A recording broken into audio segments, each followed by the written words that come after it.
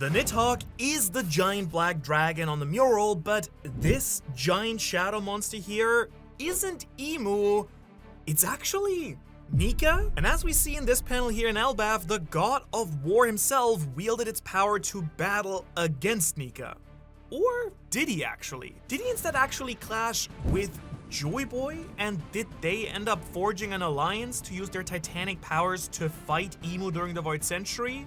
Well, it gets a bit complicated, and I want to show you what I think, and I do think I might have uncovered the true nature of Nika, the Nidhogg, and yes, even the much mysterious and elusive Hellflame Serpent, and the insane world balance that they tried to keep, but then failed to during the first and also the second world. And if I'm right here, well, let's just say Loki's future is looking even grimmer than I thought last week. Alright, so all of this started from one very specific thought I had after reading what Jarul had to say here. Getting really fed up with this dude drip feeding info, by the way, but hey, Oda is gonna Oda. And since Jarul just revealed that Loki has the Nidhogg fruit and it also scales in accordance with the ancient giants, I mean, just based on that statement alone and what we learned about Xebec's goals with Herald, I would say it's pretty clear at this point that Xebec wanted the darkness fruit and the Nidhogg fruit, not the Nika fruit, which is already a fairly bold counterclaim to what I usually say on this channel, of course. So, if it wasn't using Gear 5 to liberate Emu into next week, like, what was Xebec's real plan? Because up until this point, I've been assuming that Nika was the centerpiece of history for everyone. He was the big, secret, saucy, rubbery boy, the family jewels. Nope. No, wait, wrong ones. The Sun God fruit was the crown jewel, the ultimate threat to the world government. Because I actually thought that Xebec truly had a deeper understanding of the mythological origins of the One Piece world and was actively chasing after Nika. Now I kind of think that Xebec did know a lot of the true history, just not the same parts that I thought. Because Davy D. Beast, Xebec himself, didn't chase Nika, he chased darkness, which, very edgy, very cool. And I'm really feeling confident about this because of Teach specifically. I think that Xebec wanted the darkness and the Nidhogg fruit specifically because, well, Blackbeard seems to have a very similar plan as his father. I'm assuming that maybe he learned about it from his mother, Hades, and since Teach has the darkness fruit now and that was his big thing that he needed to get, I'm pretty safely assuming that Xebec wanted the darkness and also the Nidhogg fruit. After all, we've kind of come to learn that Sneaky Teachy here doesn't exactly move randomly. He moves like a G in silence, kind of like lasagna. The man has waited so freaking long for the Yami Yami no Mi, specifically literally sneaking around for decades on Whitebeard's ship. And then he betrayed Daddy Whitebeard to take his power, so if he's following Xebec's big blueprint here, then the old Shadow Wizard Money Gang fruit is gonna be at the core. But we still should ask the question, why? Why the darkness fruit and not the Nika fruit? I kind of think we need to look at that fruit a little bit closer for it to really make sense here, because if you're like me, it's all gonna start clicking in just a moment. Now, the darkness fruit is just objectively weird, right? We can all agree on that, I hope. It looks kind of like the Nika fruit, and it doesn't behave exactly like a normal Logia fruit either. It doesn't make the user invulnerable to damage, and Blackbeard doesn't really turn into darkness as an element.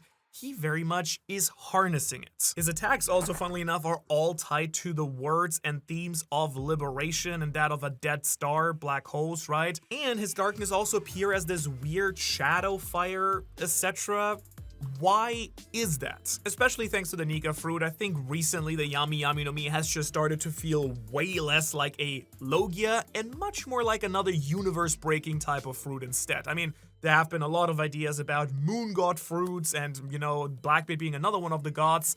But Teach just seems to be able to command black holes, a gravitational void that absorbs, nullifies, and drags other powers inwards, an abyss that he thinks is worthy of the attack name Liberation, all with this very weird shadowy flame aesthetic, and visually, it also has just a very, very similar feeling to the Nika fruit design. And all of this really seems to lock in for me that the Darkness fruit is gonna be very similar to the Gum Gum fruit, as in that they are both fake titles giving to actual mythical zone fruits. The human fruit, model Nika, and drum of liberation roll please, the snake fruit, model Hellflame Serpent.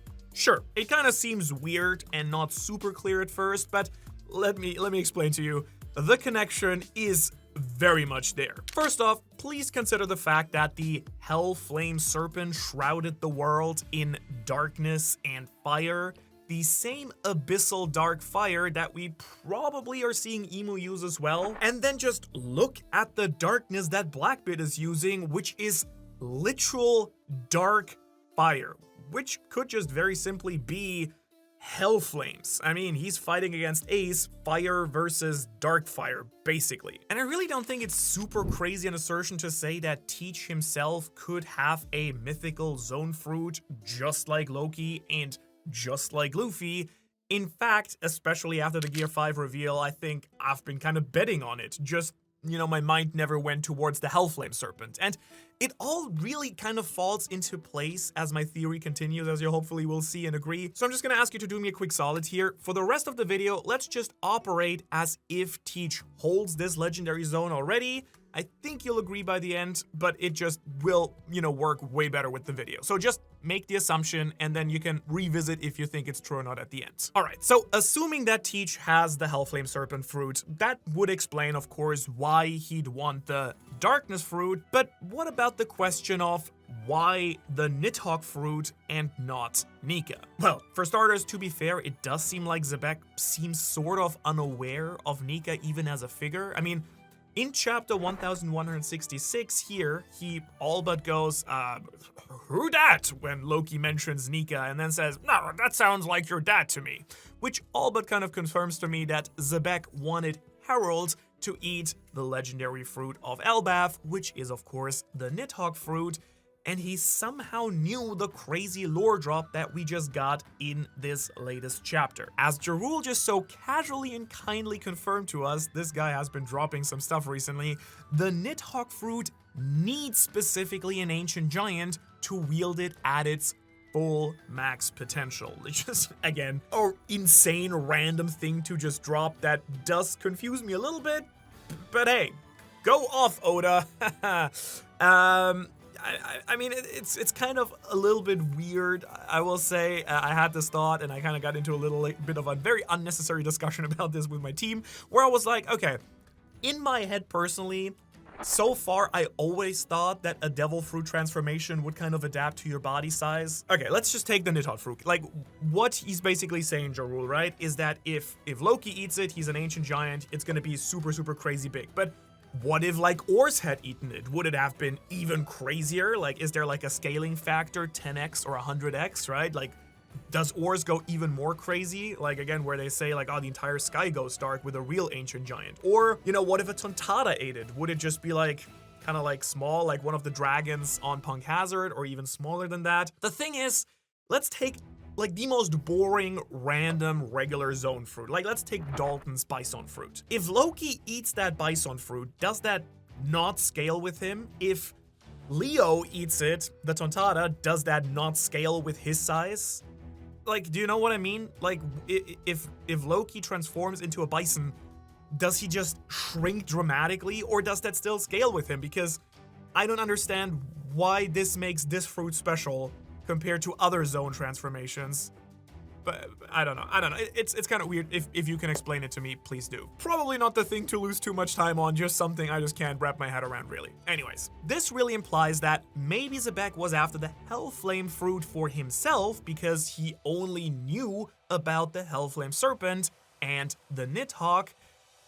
But that's kinda weird, right? Wouldn't he have heard at least about Nika on Elbaf or anywhere of these other like crazy places in the One Piece world, including God Valley, that might have just straight up been worshipping, you know, the sun god too? Well, not exactly, I think. You see, Xebec spent much of his time in the underworld, and there's not a lot going on down there. So where did Xebec just get his entire plan and background knowledge? Well, probably a little bit of a mix of two specific places. He definitely could have just seen the mural depicting the Nidhogg and the Hellflame Serpent on Elbaf, but also, I think that the real answer is none other than Davy D. Jones himself, his legendary ancestor. I like to think that Davy D. Jones could have been a previous Darkness Fruit user, and that's why Xebec was after it specifically, learning about it through his family lineage. And also it would explain why Imu was terrified of him. At least that kind of finally answer why Xebec was curious if Imu was more scared of Davy or more scared of Joyboy. And I think that he asked Imu here specifically to A, clarify for us that they were actually two different people, but also because they were different users of different Titan powers. The Titans! I wasn't joking about the Titans! Heed my warning! Yeah, I said it. Titans! Titan Peace agenda is back, baby! And if you play God of War, yeah, I'm starting to build towards Luffy being like Kratos, by the way. Just get ready for this. I'll get into that in just a moment. But yeah, I use the word Titan here because, yeah, it's freaking sick for starters, but also I think it's just really gonna be accurate to the story. In Greek mythology, which Oda has a lot of in the story, the Titans were these primordial beings who kind of predated the Olympian gods, were like their ancestors. They were these massive, world-defying titanic forces who ultimately opposed divine authority. Or I guess they were the real gods, and then the other gods came in and were like, you are not the gods anymore, we're the real gods now, right? And so these new gods defeated them, sealing them away in the abyss, inside Tartarus, the deepest pit of the underworld. Ha! That sounds awfully familiar. Titanic beings that fought a godlike ruler that kind of replaced them as the new gods? Sounds a lot like the riddle to me, man. I don't know. Look at them. 3 big titans. On the left, on the top, and on the right. Like, this pointing makes no sense here, but like you see the mural here, right? On the left, and on the top, and on the right. Now, I've previously talked about how there's a ton of evidence, I think, in the series that there were massive creatures in general that used to roam the earth. This was actually a video series I put out before the mural ever dropped. But there were always a lot of hints for this, right?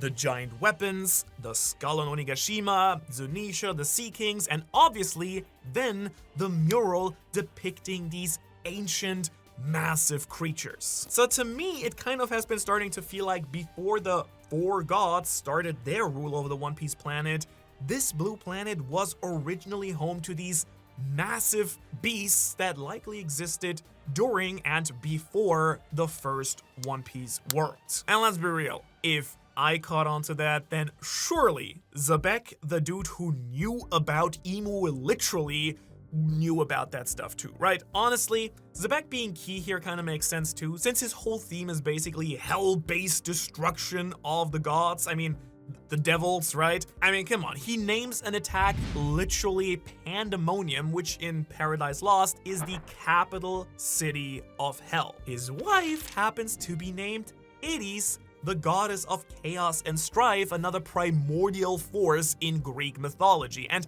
his defining moment happens on God Valley, probably not related to the new god, but the old gods, where he battles the new evil god of the One Piece world. And he believed in the will of Davy Jones, so I do think that Davy did this exact same thing in the past, which is why Imu was also scared of them. And Teach even picks up where Xebec left off here because, literally, man, he named the leaders of his crew, what? The 10 Titanic captains. Dude, Teach is literally him, attempting to lead the Titans against the new gods. At least that's what implied when an augur says that Teach is aiming to conquer the world, aka Emu, according at least to Roxy Xebec, right? And so if Davy D. Jones embodied the Hellflame Serpent in a prior era, a Titan creature of darkness and abyss, then Xebec may have studied that very history and come to an absolutely critical conclusion. Emu can only be defeated by these primeval Titans. The same Titans who ended the first world, the Nidhogg, and the Hellflame Serpent, seen on the mural, right? Which at first glance would kind of make a ton of sense. As we've seen, it kind of looks like the Nidhogg is already by itself a hard counter to the Abyss powers that Emu has been using.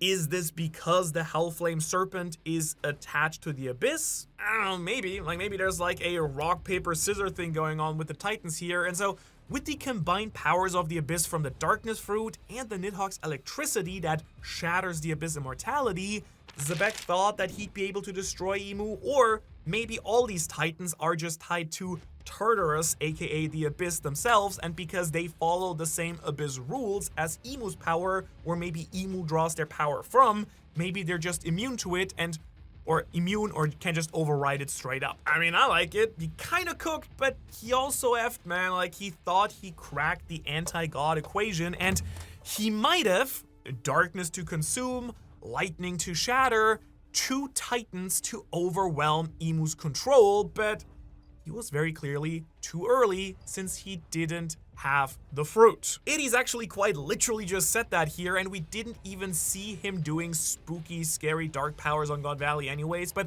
I do think it would have gone wrong regardless, even if he had had the Hellflame Serpent fruit, because Xebec did not have another key piece of the puzzle, and you will never believe what it is. Yeah, that piece is Nika. If the One Piece world, as I think, has been operating on this 3 Titan cycle here, then spoiler alert, 2 of them are not gonna cut it, and the mural pretty much shows us that. We've now learned that Emu has possession abilities, and the Harley text indicating that the Earth God used the Hellflame Serpent, which seems to imply that assembling only 2 Titans is kind of unstable and not enough, because Emu, the Earth God, the world, whatever they are, can actually hijack one of them. Which actually leads me to my next big core argument of this video.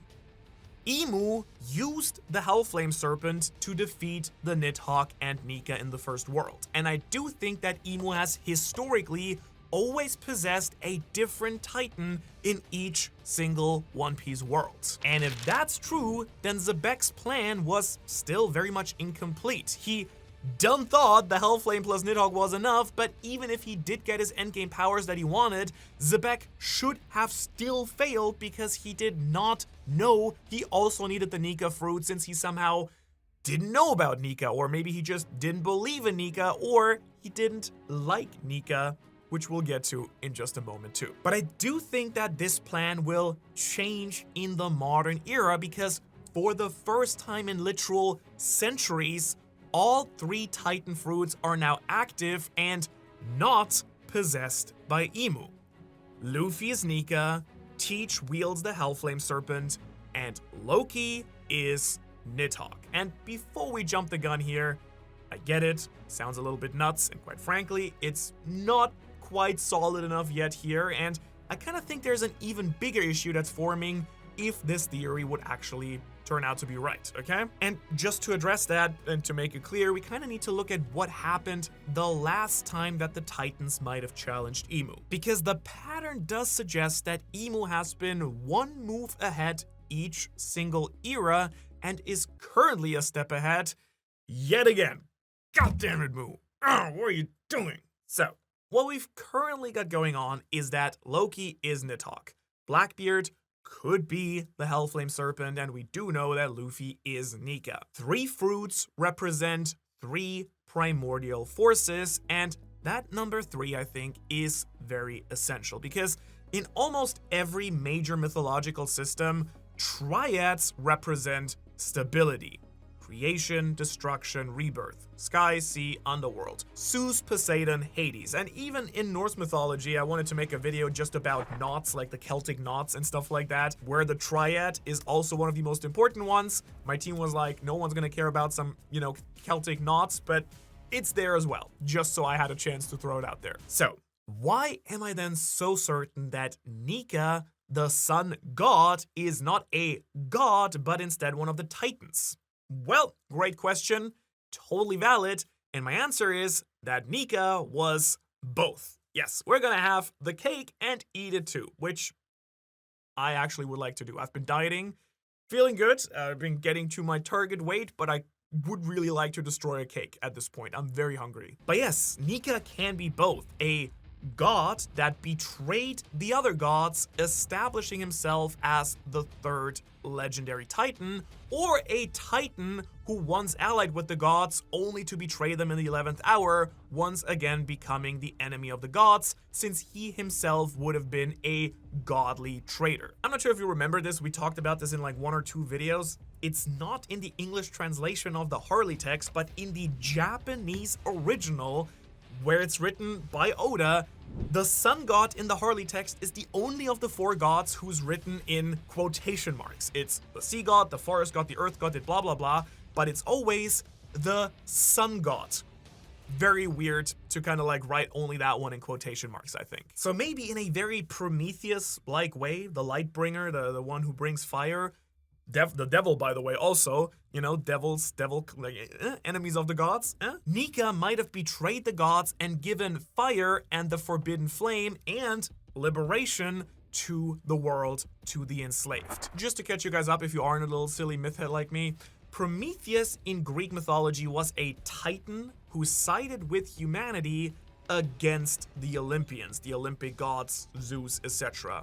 He stole fire from the gods, gave it to humanity, an act of rebellion that permanently altered the power dynamic between the divine and the mortal. Again, it would tie in so nicely with the entire forbidden sun thing, giving fire to the world. Nika may have given the normal people access to this mythical power source that Vegapunk has been working on and betrayed Imu in doing so. I mean, who knows, man? Nika is always associated with laughter, liberation, and fire, but fire is also Prometheus' symbol too. And again, in the Harley, in Japanese, the sun god is referred to in quotation marks. I've always just assumed that meant a fake title, as in Nika wasn't the sun god, but something like the moon god or something else, which, to be fair, could still be the case. But if Nika betrayed the earth god, which we have been associating with Imu, because the whole thing about Imu backwards being Umi, which is ocean in Japanese, and this backwards is the opposite, so it's earth and ocean, plus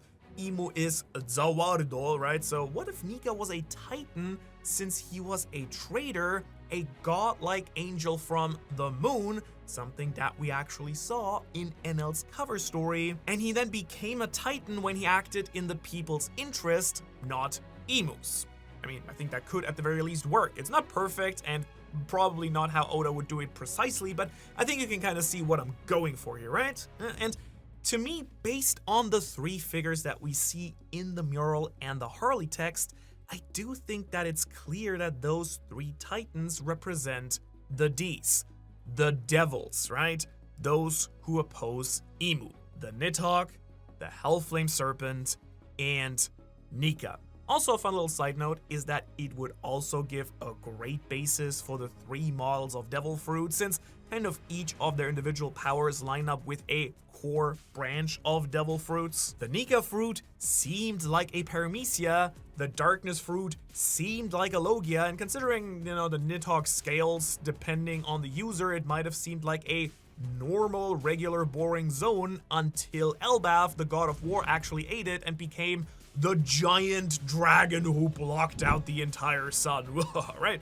Also, I just kind of need to pat myself on the back a little bit in this video. Sorry, 343 somehow on massive Elbaf reveals, very unexpectedly myself as well. I kind of didn't expect this to happen, but Elbaf being confirmed as a god of war. Dude, we just literally dropped a video on it like a couple of weeks ago, saying that he used Ragnir and was the Nidhogg, and here we go, chapter 1175, revealing that too. And I also was, at least I like to think, one of the first people talking about Loki being the Nidhogg, not Fenrir in his big reveal chapter we got last year. And as I said earlier, I kinda nailed the 3 eras of One Piece before the mural and the Harley dropped.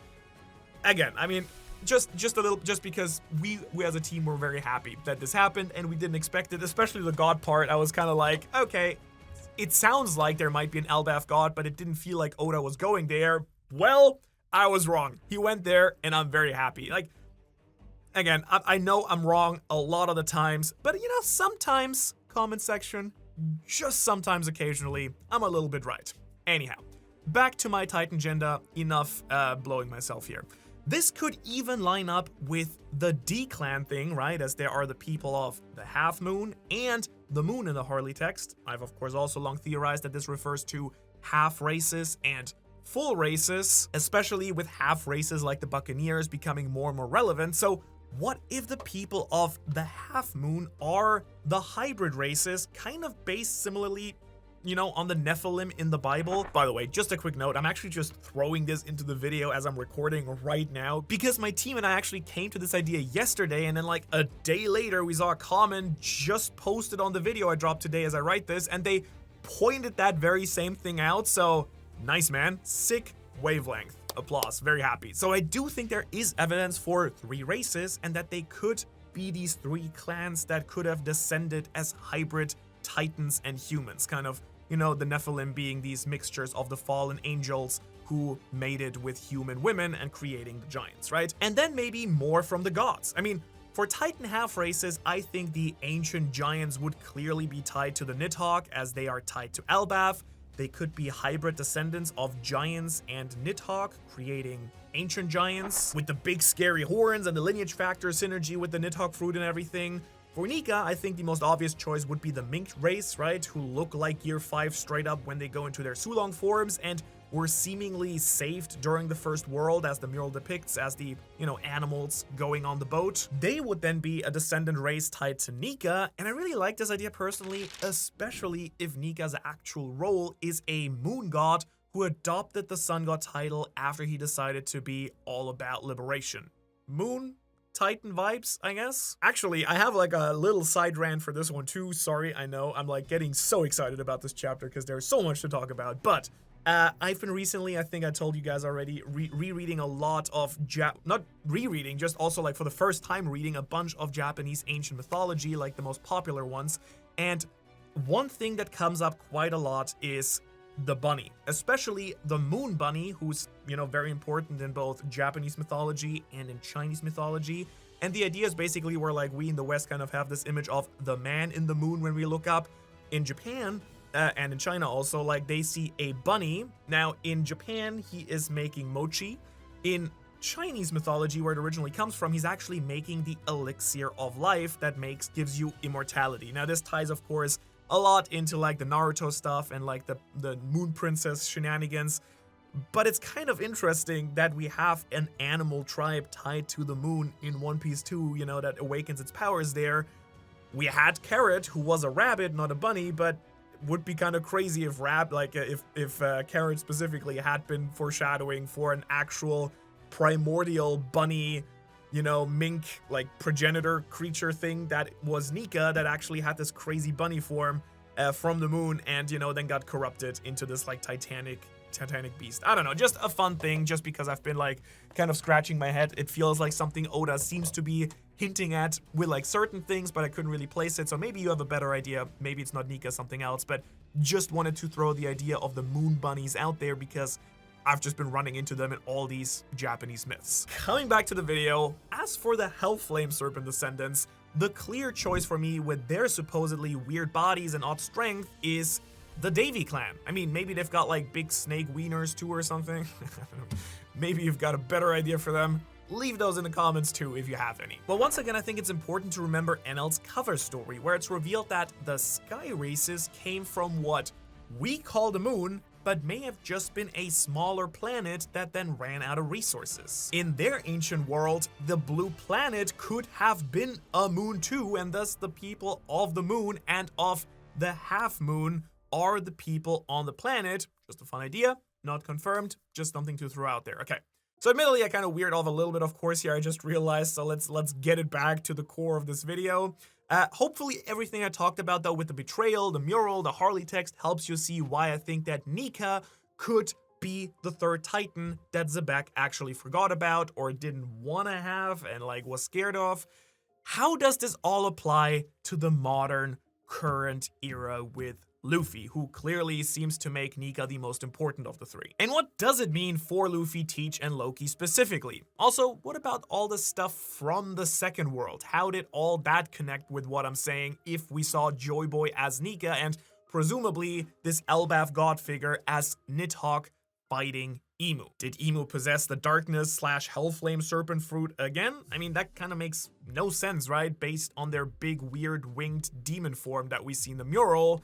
All very valid counter questions. Let me get to these right now. So, as I said earlier in this video, I think it's being kind of set up by Oda that Emu might only be able to be defeated by all three Titans having awakened and actually working together, teaming up. But I also suspect that Emu is very much aware of this and has been actively using their possession powers to prevent anything of like that sort happening. Each era, so to say, somehow makes it a 2-on-2, not a 3-on-1 as it should be. In the first world, we see the Earth God, who again I've assumed is Emu, take control of the Hellflame Serpent to fight Nika, who was likely in Uranus, that lightning ship shooting lightning at the Earth God in the mural, and the Nidhogg, who's depicted in the mural battling the Hellflame Serpent. Nika probably went for Emu while Nidhogg clashed with the possessed Serpent Titan. God, I pay to see all of that battle animated.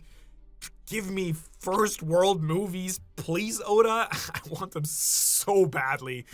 All right, that's world one, right? But I do think that Emu also possessed a different Titan during the second world, and I'm actually able to somewhat, maybe almost confidently say that because of all the info we got specifically in chapter 1175. Because I now want to refer back to the still absolute insane statement from Jarul that Elbaf, the war god, used Ragnir, had a pet squirrel, and fought Nika, which at first to me seemed like it's something that would of course happen during the first world, I think, right? Wrong! No, I think that's unlikely because I don't think that Elbaf, the god, was in the first world at all. I mean, it definitely could have been too, but I think it's more of a red herring here by Oda. I think this is a misattribution to Nika when it was someone else that the war god actually fought who looked like Nika in this panel here. I think that what Jarul was truly hinting at is that Elbaf, the convenient name of the Elbafian war god, fought Joyboy, who represented Nika with the Nika fruit. And I think this is all in the second world because the war god used the Nidhogg devil fruit. I don't know, maybe it's just me and my crazy Titan agenda, but it kind of feels to me like really likely that the Nidhogg was an actual living creature, the same way that Nika was probably a real world figure from the first world, that all the Titans were real, and then later during the second world, after they all got murked during the giant battle that shrouded the planet in fire and darkness, the devil fruits were probably made in their image to recreate their power, and I'll get to how that might have worked in just a moment too. Give me a second, we'll get there. For now, what really matters is that this could mean in the second world, what Emu feared was people using the Titan devil fruits now, trying to defeat them once again. Even though they had defeated the original Titans, now they were somehow back, as devil fruits. Ugh, how inconvenient, and these could be inherited into the future. Joyboy with the Nika devil fruit, and Elbaf, who fought alongside Joyboy, it seems, in the second world, who used the Nidhogg fruit, which, we see in the mural. We see someone who looks like Loki, who I think is Elbaf, with the orange hair, fighting next to who we think is Joyboy with Joyboy symbol here, fighting that giant demon. Which actually brings me back to Davy D. Big Snake Jones, who I think was very likely from this era, acting as the Hellflame Serpent user. But based on how Xebec asked Emu if they were more scared of Joyboy or more scared of Davy Jones, I think that Jones was probably defeated by Emu separately from Joyboy, and that's why we don't see him or a Hellflame Serpent in what's likely the second world section of the mural. Or hey, maybe I'm wrong and he was there and Xebec is actually the Lunarian figure we see in the mural, and I accidentally got that part right from my fun Void Century little fanfic story video I dropped a while ago. I mean, to be fair, you all aren't wrong. I pose a lot of different, somewhat sometimes contradicting theories. I kind of like to cover all my bases. What can I say? I am the Shohei Ohtani of One Piece, just with a way worse ERA, right? And batting percentage too. And, you know, less media in Japan. Also, I should stay away from Ohtani, like the fact that I can't leave my house here in Tokyo without running into him every 2 minutes on some crazy advertising is insane. Like, this man is bigger than Jesus in Japan, and like bigger than Jesus in like other Christian countries. That's Shohei Ohtani for Japanese people. It's stupid. I don't like baseball. I gotta be honest. I'm a soccer person. All right, so that means what exactly? Emu possessed the Hellflame Serpent again in the second world after defeating Davy D. Jones? Boring. Well, it could be. At least that's where my head went at first. Yeah, I guess you could just do it a second time, especially if it ties nicely into some ideas I've proposed in the past about Davy Jones being sealed away, or maybe being harvested for his Abyss powers, or also, you know, the ties between the Abyss and the Darkness Fruit. Because if Emu possesses Davy, then boom, they'd have the Hellflame Dark Abyss powers, and Bob's your uncle. But I don't think that would actually really work, since Teach has the Darkness Fruit, right? That kind of implies to me that Emu killed Davy, unless like there are two, which is also dumb, yeah? So I think it's more likely that Emu actually possessed a completely different Titan. So say it with me. Manu, what Titan did Emu use to fight Joyboy Elbaf? Thank you, great question. I'm very glad you asked and I didn't have to. I think the answer is Nika himself. Oh yeah, it's a doozy. I'm kind of starting to feel a little bit crackpotty here. No, we mustn't let the crackpot goblin out yet. I have a valid reason to actually talk about this idea. All right, I was kind of, as you can probably tell, building towards this throughout the video. You're probably wondering how that could ever work, since we do know that Nika died in the first world battling the Hellflame Serpent apparently. But turns out, that's a lie. I just lied, and you might not have just realized it, since it's accidentally somehow become some very widespread and just accepted universal fake canon in the One Piece community. I don't know why, but we all just tend to falsely assume that Nika, for some reason, was apparently defeated in the first world by the Earth God and the Hellflame Serpent. I guess it just made a lot of sense because Joyboy uses the Nika Devil Fruit, and that was probably made in the image of a dead original actual Nika, who then probably must have died, or some sort of double death, take each other out situation with the Hellflame Serpent and, you know, whatever else was going on in the first world. But actually, no, that's just not how the Harley text reads at all. It's not once been ever stated that Nika actually died in the first world. It just says that the Earth God shrouded the first world in darkness and fire alongside the Hellflame Serpent. Nothing anywhere about a sun god being defeated. If anything, the second world section of the Harley seems to very much more imply that Nika was alive and lived in the second world. The second world Harley text reads, "The sun spread the fires of war. Those of the half moon dreamed, those of the moon dreamed. Man killed the sun and became God." Aha! It's in the second world. And these lines kinda, you know, led me to a completely fresh and very fun conclusion. It's like my old one, but new. Because instead of Joyboy being the sun, I think that Nika was the sun who spread the fires of war, and then the people of the world dreamed of creating devil fruits, which have been theorized to be manifestations of people's dreams, according to Vegapunk at least. But then man killed the sun and became God. And I think that this means that in some crazy twist of fate, Emu this time possessed Nika to fight against Joyboy and Elbaf. I mean, look at the gigantic titanic beast on the left side of the mural. It's the third of the 3 giant shadow beasts, the one that we all, I think, collectively just assumed to be Emu. The Nidhogg and the Hellflame Serpent are 2 of the 3 big shadow creatures. If my theory is correct, this body should be representing a depiction of the 3rd Titan, aka Nika himself, either alive or possessed or reanimated by Emu in a similar way to how Moria is reanimating Horse, right? Which is kind of sick because we don't know when that possession would have happened, right?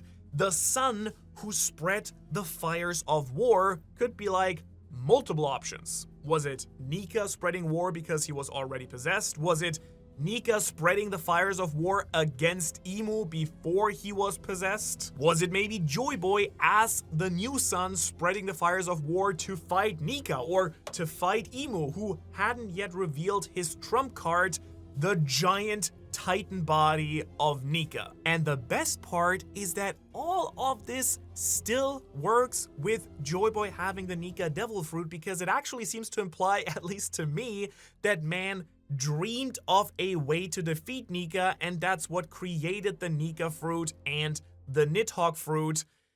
You know, kind of like in a reverse way of what has happened with Killingham's dream monsters, who also had like the evil versions of the fruits. Like that would have just been the reverse of that. So I am suggesting that these mythical fruits, the 3 Titan devil fruits, were creations made of the dreams of those who wanted to defeat Emu, since Emu possessed the sun god, the real one, and was using Nika's body to attack the Great Kingdom and try and take over the world. Now, a little bit of a wild take, yes, but also consider we have literally 0 idea what Nika actually looked like. The chapter we just got, as I said, seems to show us more what Joyboy looks like, and that he just looks a lot like Luffy, not Nika. At least that's what I would be assuming, and I kind of think this might actually play into another thing we learned in this chapter, which is that devil fruits, or at the very least potentially these big legendary 3 devil fruits, might require a specific lineage factor to unleash them at their full potential. Nidhogg needed an ancient giant to truly access its full power, so maybe the same goes for the Nika fruit user, and they need to be part of a certain clan as well. The same clan that Joyboy was a part of, since he was the OG user of the Nika fruit. Like, maybe it's just needed to be a member of the D clan, any descendant of the Titans, or maybe even more specifically, it might just be the monkey clan itself. Another thing I feel like I've talked about somewhere on this channel, though I can't pinpoint what video that would have been. It might have been the one about the monkey family I did a while ago. There is a really big theory in the Japanese community about, you know, Luffy's last name, where like the monkeys are crazy important in Japanese mythology. It's one of the most important symbols, the 3 monkeys. The monkeys also, by the way, I found out recently, directly tied to godhood itself. I have a whole different video coming out about that at some point, because that's like a whole different thing. Super cool. But yeah, monkeys tied to the gods and godhoods themselves, but also in Japanese, Luffy's name is pronounced Monkey D. Luffy. Now, monkey, as a lot of Japanese people have pointed out, sound a lot like the words mon, which means gate, and ki, which is just, you know, an English version of the word key. The key to the gate.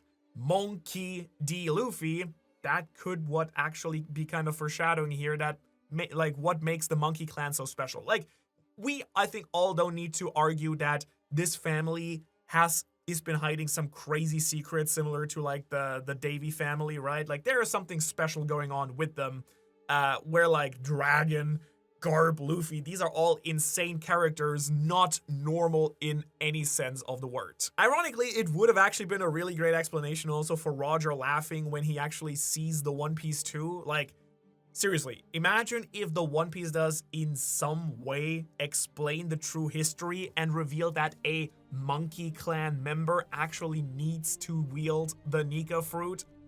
I can imagine Roger would absolutely laugh his butt off, realizing that Garp, the hero of the Marines, his great rival, was part of the bloodline that was needed to fight the world government himself. For all that we know, that might just have been the reason why he entrusted him to raise Ace for him, since Garp's literal bloodline was designed to feed God, and if Roger originally thought that Ace might be necessary to become Joyboy, maybe he was just like, okay, you know, I'm gonna leave this kid who I think is gonna play a big role in bringing the next Joyboy. I'm gonna leave him with Garp because he's gonna have to make sure that someone in his family makes the real Joyboy instead. Because if Garp's literal bloodline was designed to defeat a god, well, that seems like a pretty solid dude to trust my son to, especially if I think he could play a key part in using the actual One Piece to destroy the world, to destroy Emu eventually. I don't know. Like, maybe Roger's whole plan was for Ace and Luffy to become brothers, because together they just team up and defeat Mu that way, solving the issue from the second world, which was of course that it was divided in its effort to destroy Mu. This also kind of forms a really cool system and flow of events. Like in the first world, they failed to defeat Emu because the Titans were forced to clash with each other 2-on-2. In the second world, the reason they failed was because the forces were divided. Davy, one Titan, would have tried to win on his own, and then the other two Titans failed because they didn't have the Hellflame Serpent's help. Yes, I do know all this seems a little bit crazy, but I do think it feels very likely based on an old theory actually, since for all we know, Nika could be a giant beast like the figure on the left side of the mural. Now, if he was a member of the Sky Races, he'd have the giant wings too that we see in the mural, so I don't know, like maybe this titanic skull that is the island of Onigashima? Yeah, it's an old theory, but bro, do I think it has some fresh life now. I've very long theorized that Wano could just have been the actual site of the Ancient Kingdom and the name of the Ancient Kingdom, and now I'm kind of starting to think it was the site of the final battle of the Second World too. Seriously, with all these connections to Wano and the Void Century, it's kind of feeling more and more likely.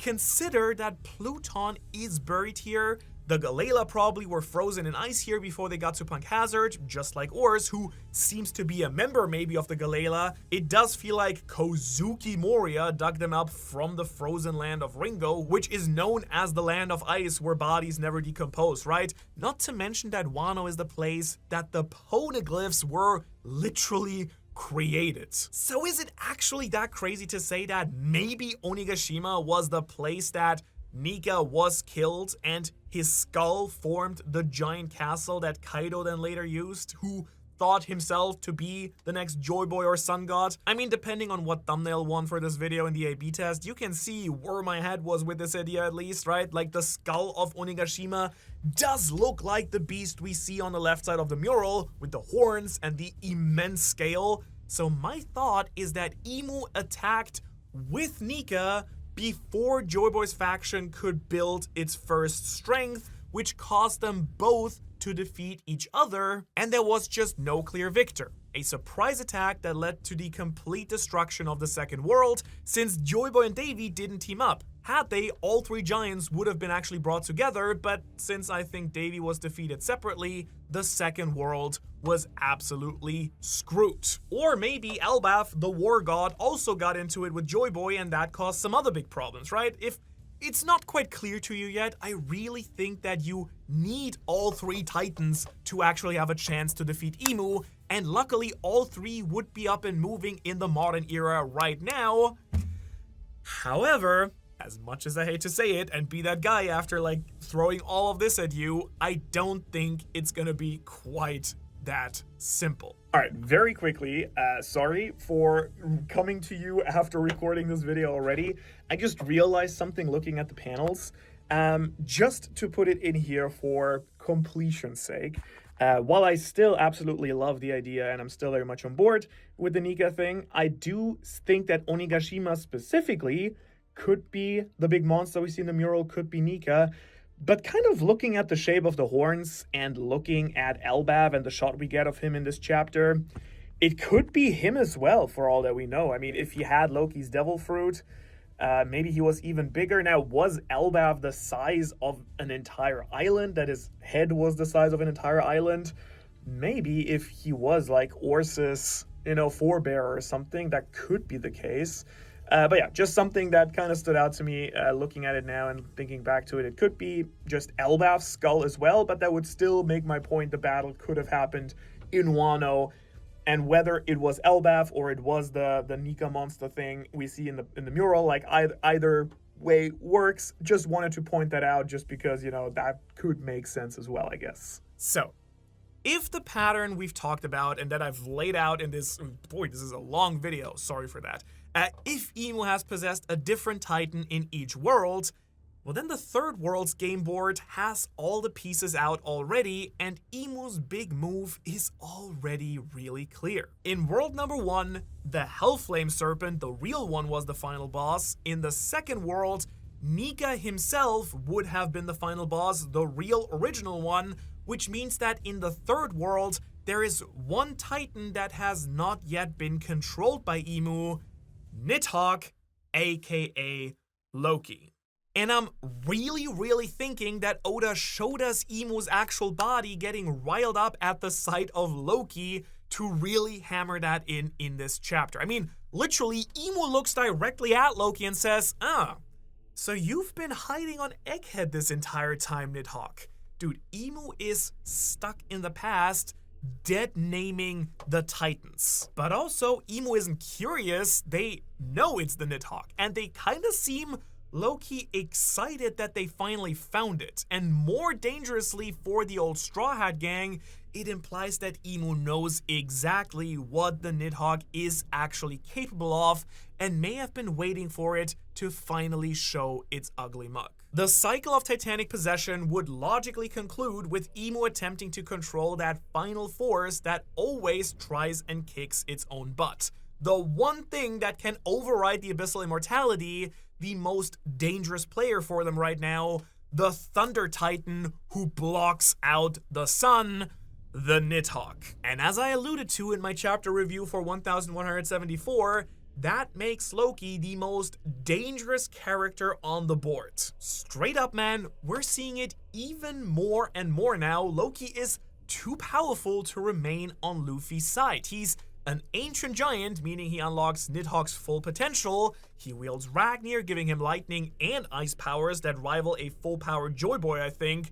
His power interacts directly with the abyssal powers too, and he's the only person we've actually seen so far able to kill a Holy Knight or a Domi reversed person. Which means that there is just a structural good reason for him to become an enemy first. I mean, Oda can very easily make him a massive beast that's sick and cool and powerful, but then a bad guy, right? Not a bad guy, but because he's not evil, but because he becomes possessed just like his father. Let me know if you feel differently, but to me, really, Imu's reaction to seeing the Nidhogg again reads to me a lot less like fear and much more like, ooh, opportunity.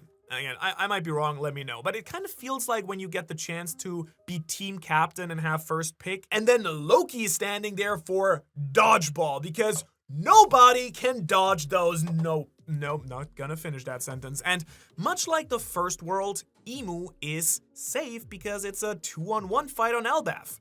Nidhogg and Zawardo versus Nika/Luffy. Which does mean that Luffy will at least need to make it a 2v2, if not his own 2v1 against the Nidhogg, which means we might actually see an option I never really dreamed of considering. Luffy and Blackbeard versus a possessed or Domi reversed Loki. Now, this sentence would have sounded absurd in so many ways years ago. Heck, it would have sounded absurd at the beginning of Elbaf because we all just thought Loki would join Luffy or Blackbeard. But under this new Titanic framework, kind of feels right, don't you think? If the Darkness Fruit is truly actually just the Hellflame Serpent, then Teach carries the Titan that Imu once wielded in the first world.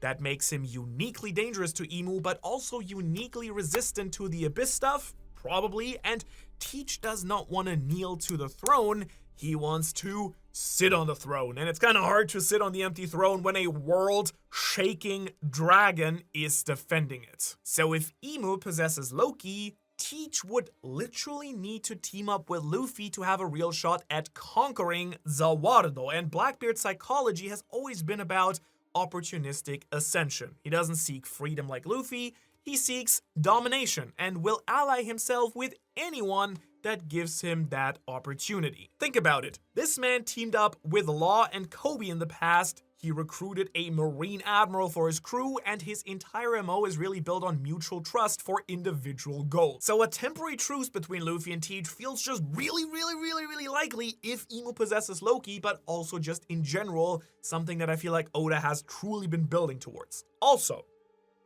before I get into, how that would even look like as a battle, I just realized something while talking about this. So I still think that the Loki as the Nidhogg being Domi reversied and controlled by Emu makes a lot of sense. But now that I think about it, first world, Emu possesses the real Hellflame Serpent, not the Devil Fruit user. Second world, Emu might have possessed the real Nika, not the Devil Fruit user. What if in the third world, Emu possesses the real Nidhogg, not the Devil Fruit user? Is the crazy thing that we see nuke Lulusia out of the sky, is that a giant lightning dragon that's actually the size of a little planet? Like, imagine this is, like, what if this is not actually Uranus and we've been wrong, and this is just straight up the real Nidhogg, a real giant dragon that covers the sun and that uses lightning, just, NL level lightning to completely annihilate entire islands. Dude, that just hit me. I don't know, that might even be cooler. I don't know which idea I like more. And straight up then, how would Luffy and Blackbeard even manage to defeat Loki or a real Nidhogg? Well, I do have an answer. This is, I think, where the ancient weapons might enter the conversation in a much more deliberate and much more interesting fashion. We do know that there are 3 ancient weapons: Pluton, Poseidon, Uranus. Robin confirmed that their names were actually derived from ancient real gods, so they were named after these gods, is what Robin says in Japanese, but maybe she actually just meant Titans. So why were they created? Well, I do think they were designed to do 2 things in particular: oppose or amplify the Titans themselves. In the second world, if Joyboy faced a possessed Nika, then brute strength alone may not have been enough. Even Nidhogg might not have worked if this whole thing is countering the Hellflame Serpent. So the ancient weapons might have been created as countermeasures. Hell, it makes sense too if Uranus is what Nika used in the first world, like the mural implies, since then Nika may have used that to, defeat one of the Titans too. And it also lines up with something that I clocked a while ago that has been confusing me. Shanks speculated that Teach was heading to Wano, and I kind of assumed that was because Shanks thought that Teach was gonna go after Pluton, but Teach didn't go to Wano, because I think that's just because Shanks gave Teach way too much credit since he didn't know where Pluton was at that point. But then Karibu, of course, revealed the location of Pluton, so if Teach knows he is a Titan, then Pluton is not just a weapon, it might be leverage against one of the other Titans. Then there's Poseidon, aka Shirahoshi, the ancient weapon that Luffy has on his side already. Now, if I'm right in my pretty solid assumption that Shirahoshi shares a deep bond with Loki, being the most secret identity of Mulsa, then Poseidon is the perfect ancient weapon to take down the Nidhogg in the modern era, since, as we saw, deep emotional bonds and voices and people that, share a loving bond with you can shake the possession by Emu. At least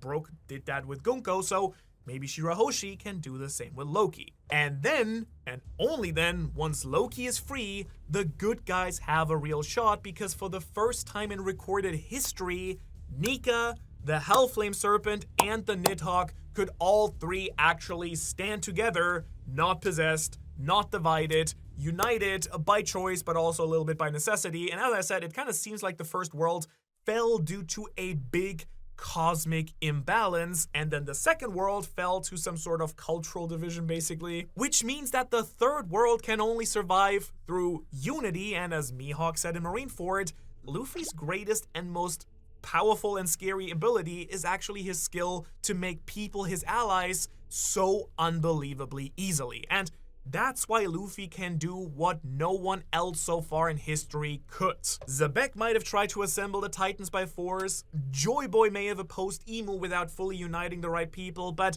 Luffy can do it, but only if he can defeat Loki, the absolute beast that could possess at any minute now. And if you really want to understand why I think that this is the case, even before we had the Nidhogg reveal, you should check out this video in great detail where I explain it.